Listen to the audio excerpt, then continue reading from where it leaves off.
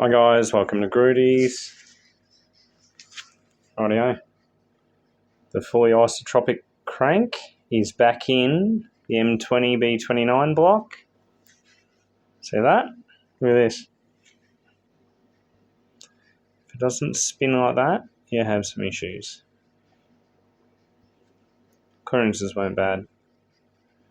I will run it the way it is. It has a little bit of end float like it should.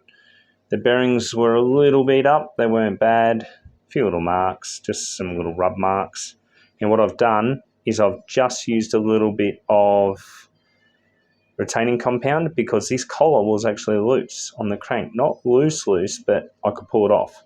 So I've done it up with the hub.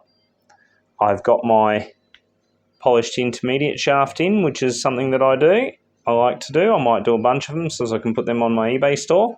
And then I've got a bunch of bolts and washers. I've got cut down washers. So yeah, we'll give that a go. What I'm going to do now is I'm going to put the dial indicator on here and check this for run out. And what I want to do with this one, I'm going to attempt to see what the run out is on the end. This was the crank that was bent, but it's within 1 thou. So if I can make a mandrel that will go over this and bolt on to run the external oil pump drive, I might run this engine external oil pump. We'll see.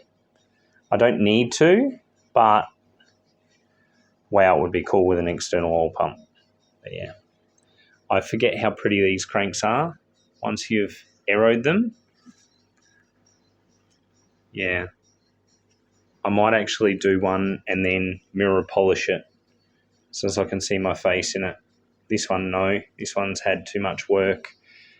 The next one I actually start, I might, one of the new ones that are coming, I might mirror polish one of them. Or what I'll do, I'll get one of the new Stroker M10 cranks ISO'd and we'll see how it comes out. But yeah, look at that. What else do you do on a Monday night? Put the smiley face M10 Stroker together. And this one, it's got all fresh bolts. And I made you can just see it. That's an adjustable timing pointer. See how it's offset on one end? I drilled the case, I tapped it for M6x1. I used a a fresh covered nut, and that's a stainless pointer, and I just offset the point on the end.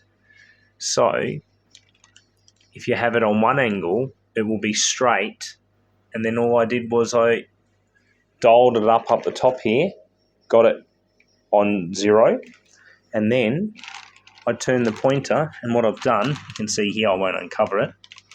Hold on. Let's get a torch on it so you can see. See that?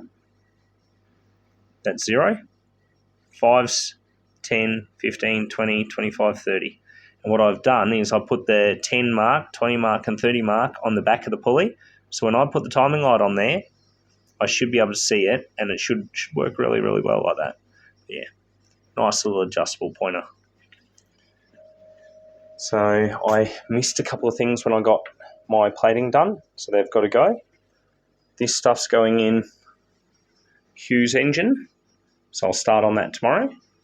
I have the 2.9 going back together. I'm pretty happy at the moment. Stuff's happening. This is how it should happen. With these engines, you find that engines, cars, whatever you're doing, motorbikes, doesn't matter what you're doing. If it's automotive and there's engineering behind it, do the best job you can. Like that adjustable timing pointer, that's the kind of stuff that I do. This is why people come to me, because I'm anal. I have a passion for these motors. Like, it's 12:30 at night and I'm about to go wash the rear main seal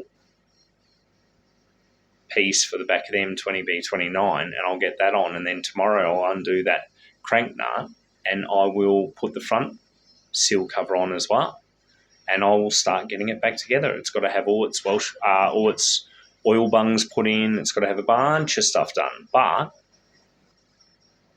there's so much attention to detail. It's fun. It's good. It's an artistic expression. It's an outlet, an artistic outlet. This stuff makes me happy. And just all the little stuff that I do it so people will be even happier because the motor will guarantee to make the power that we're estimating.